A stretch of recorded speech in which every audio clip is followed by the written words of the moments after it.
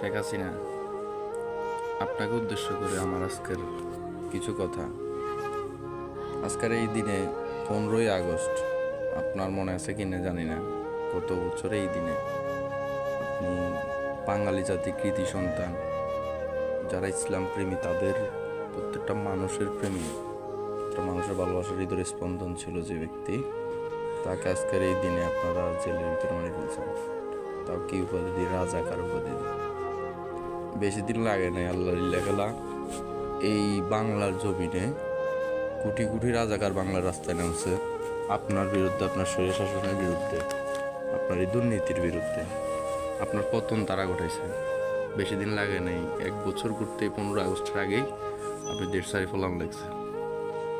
আপনার হয়তো বা মনে নাই, কিন্তু লাখ লাখ মানুষের, কোটি কোটি মানুষের হৃদয় প্রেমী সাইদের কথা ঠিকই মনে আছে। 15 আগস্ট আপনি